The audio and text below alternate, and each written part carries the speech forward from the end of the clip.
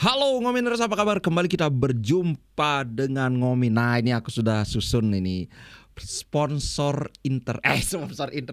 Ngomin Parfum Card itu ada di Shopee, nanti linknya aku taruh di bawah ya. Alright, nah ini sekarang update kita seputar transfer kebanyakan. Pertama dari Dimarco. Dimarco ini semakin banyak menarik perhatian karena memang satu dia tampil konsisten, dua dia punya apa ya? Dia adalah seorang crosser yang bagus sekaligus sayap yang bisa juga menusuk ke dalam kotak penalti. Jadi ini kayak apa ya? Kayak gabungan antara Gosens dan Ivan Perisic. Walaupun Ivan Perisic ya memang bisa juga main sebagai striker juga. Dalam artian dia itu sebenarnya kalau kita lihat dari segi dribble masih kalah sama Theo Hernandez, tapi pergerakan dia, terutama pergerakan tanpa bola ini adalah salah satu yang terbaik di Eropa saat ini. Dia bisa memposisikan diri seperti Gosens yang sering nusuk ke kotak penalti. Dia bisa juga melebar ke lapangan, bersiap melakukan crossing, dan crossing Dimarco ini salah satu yang paling akurat di Eropa saat ini. Saingannya itu sama Grimaldo. Kemudian siapa lagi ya? Kalau di Italia kayaknya udah nggak ada lawan sih untuk left back. Kalau di kanan ya saingannya ya Dumfries. Tapi Dumfries itu kan maestronya crossing mendatar. Kalau ini crossing mendatar bisa, crossing lambung juga bisa. Nah, kembali ke siapa saja sih yang berminat. Pertama ada MU. Amorim dikabarkan sangat tertarik merekrut dia, tapi kalau sama MU aku nggak terlalu khawatir karena MU lagi ngehe-ngehenya. Dimarco nggak mungkin meninggalkan Inter untuk join dengan tim yang lagi hancur lebur. Itu yang pertama. Nah, yang kedua adalah Real Madrid. Wah, Real Madrid ini sekarang sedang nyari bek kiri yang benar-benar mumpuni. Target utama mereka kayaknya sudah rahasia umum, itu Alphonso Davies. Alphonso Davies bulan Juni itu kontraknya akan habis dengan Bayern Munchen. Nah, awalnya Madrid itu sudah sangat positif bahwa mereka akan dapetin Davies dengan gratis. Tapi belakangan itu muncul rumor bahwa pembicaraan atau negosiasi antara Bayern Munchen dengan Davies itu ternyata semakin positif. Jadi ada kemungkinan Real Madrid tidak akan bisa mendapatkan Alphonso Davies. Yang mana dalam hal ini Dimarco yang menjadi salah satu target mereka. Selain Dimarco ada juga saingannya Dimarco, yaitu Theo Hernandez. Yang Theo Hernandez ini sebenarnya agak unik sih, karena sebelumnya dia punyanya Real Madrid terus dijual, terus sekarang Real Madrid mau beli lagi. Kita lihat aja, semoga Theo Hernandez aja lah, janganlah Dimarco. Dimarco ini adalah begini, dia itu adalah fans berat Inter, sehingga bayangkan kalau kawan-kawan jadi Dimarco, ngefans banget sama Inter, sekarang bermain dengan Inter, ngapain lagi pindah gitu loh. Sedangkan kalau pindah dari Inter misalnya ke Real Madrid, ya kalau di sana langsung nyetel kan, siapa tahu Madrid kan banyak jadi kuburan pemain-pemain bintang kan. Sudah enggak terhitung lah banyak pemain yang pindah ke Real Madrid, di sana ternyata gagal beradaptasi gitu.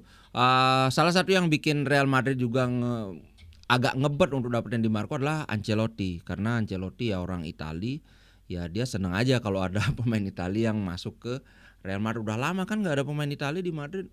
Kalau aku sih doanya sudah Dimarco gantung sepatu di Inter aja. Dimarco, Barella, Bastoni itu sudah trio ini ya, trio Italinya Inter Milan. Nggak usah, jangan diganggu gugat lagi, oke? Nah, kemudian ini ada wawancara yang menarik antara Marotta dengan FC Internews dengan Sky Sport, bahwa dia bilang pemain sekarang itu lebih emancipated, lebih teremansipasi. Nah, kenapa ini muncul? Karena begini, dengan apa ya, maraknya keluhan dari pemain bahwa jadwal terlalu padat. Banyak yang wah ini perbudakan gaya baru kayak gitu. Nah, sementara itu Marotta justru bilang bahwa udah zaman sekarang itu justru pemain itu lebih tahu kan, emansipasi wanita misalnya kayak Radena Jengkartini itu. Emansipasi itu artinya lebih lebih bisa bersuara, intinya haknya lebih diperhatikan lah dibandingkan dulu. Nah, dia bilang begini, society itu berevolusi di sekitar kita dalam cara-cara yang berbeda.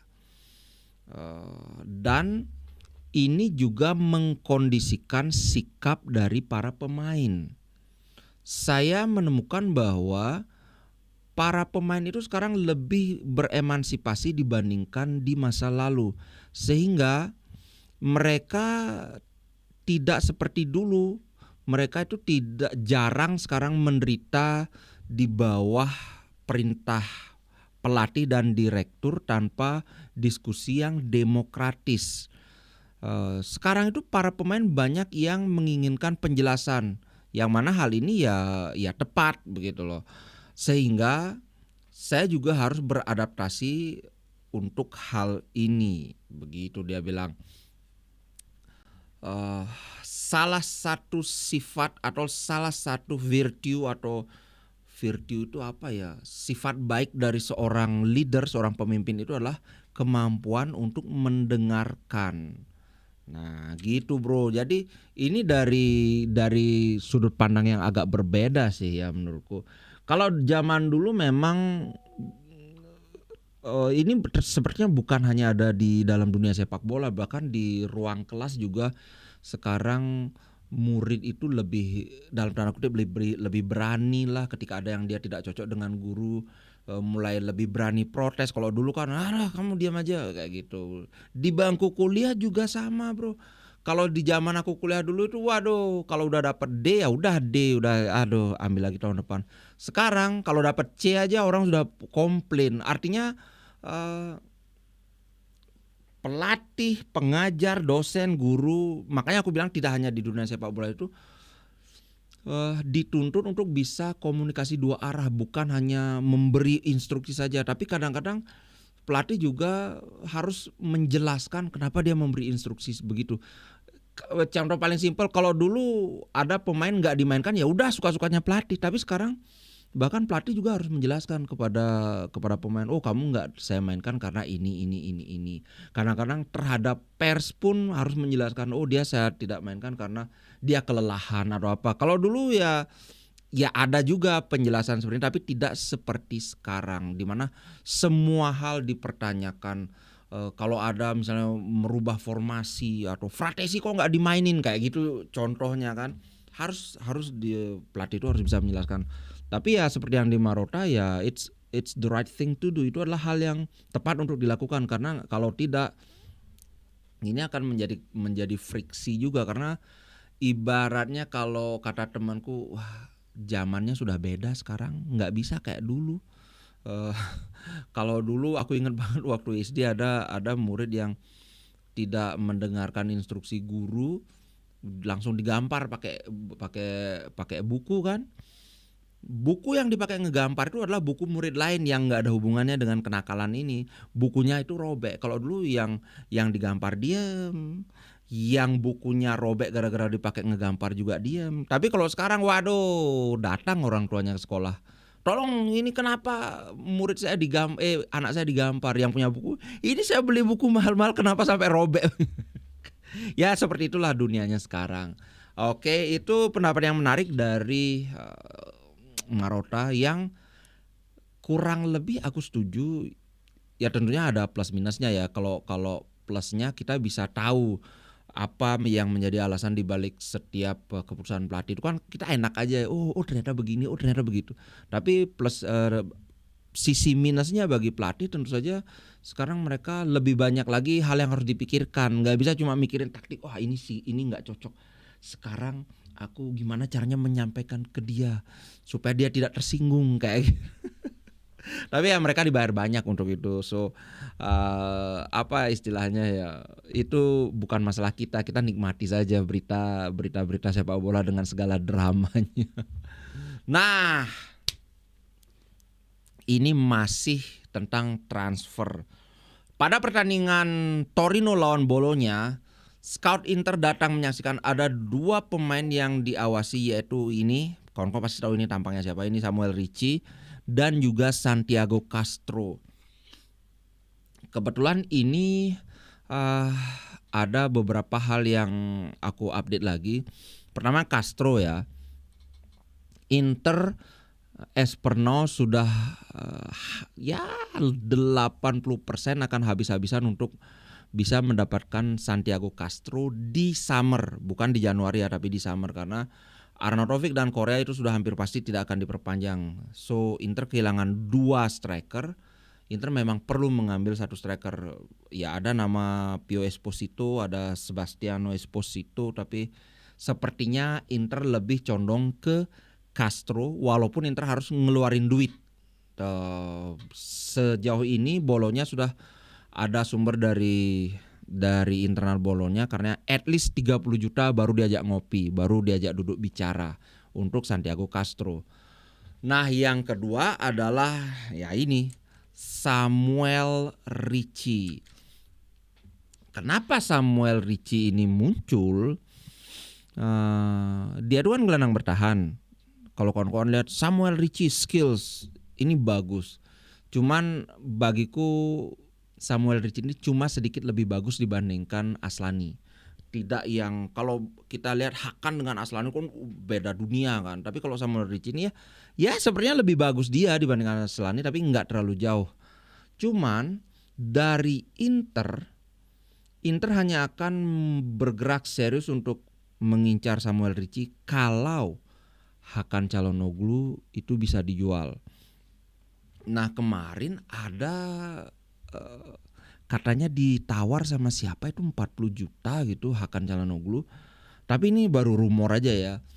40 juta ini sebenarnya kan bukan angka yang besar untuk pemain sekelas Hakan.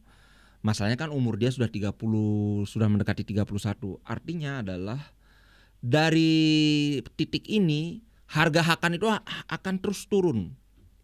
Tidak mungkin naik lagi karena dia sudah ada di puncak performanya, sudah sepertinya tidak bisa menjadi lebih hebat lagi dari Hakan yang sekarang. Sama kayak Mkhitaryan, dia masih bagus, masih sangat vital, tapi value dia itu udah mentok. Kalau sekarang 40 juta, mungkin musim depan 30 juta kayak gitu. So walaupun angka 40 itu nggak terlalu banyak, tapi Inter tentu akan sangat tergoda untuk menjual Hakan dan mengalokasikan sebagian duitnya untuk Samuel Ricci. Samuel Ricci ini antara 20 sampai 30.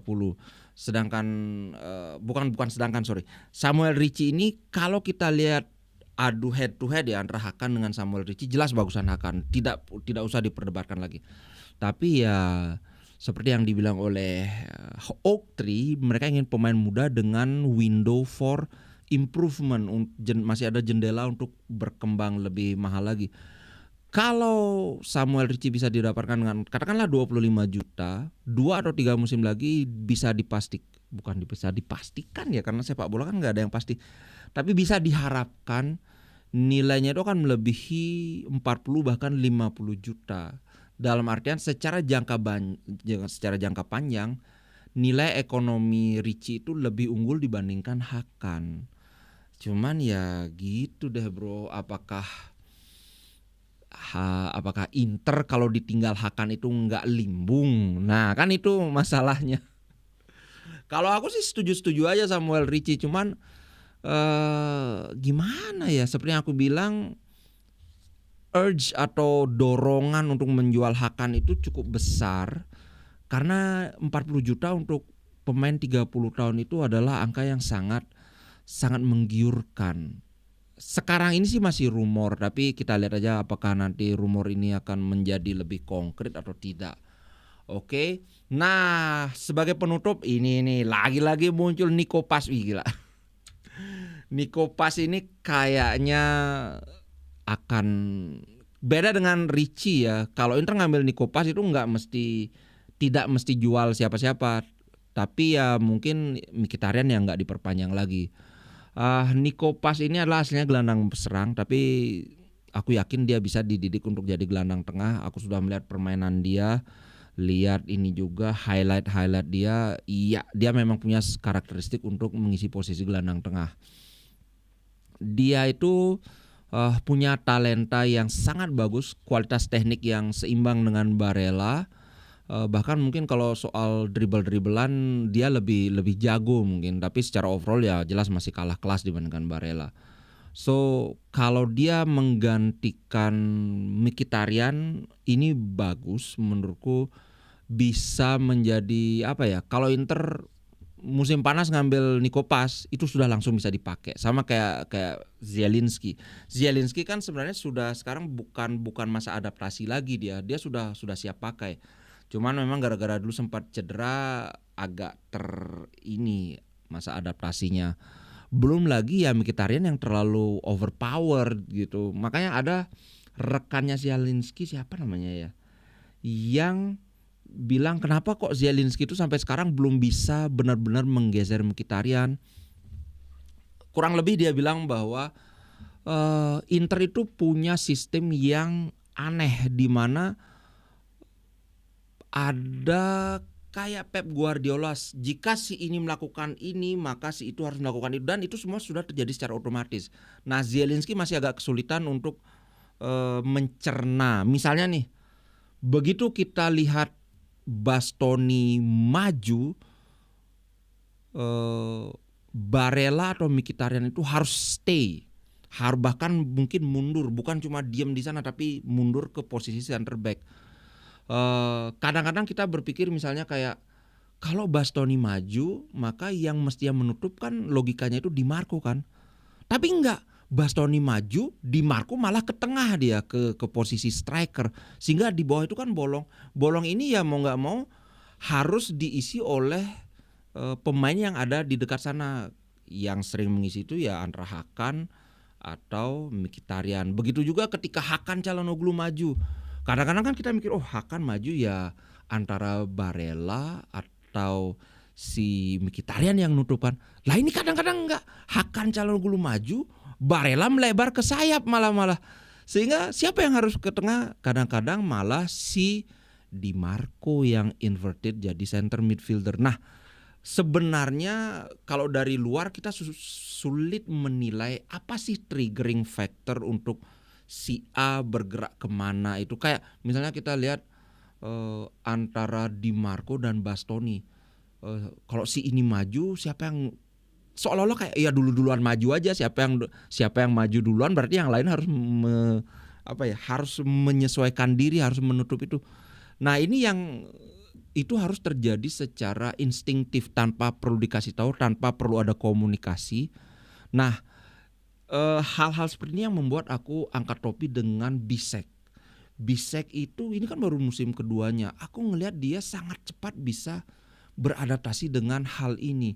Ketika dia ngelihat kadang-kadang makanya pas pertandingan lawan Como ya aku bilang wah Bisek sama Dumfries karena sudah makin chemistry-nya udah makin terjalin.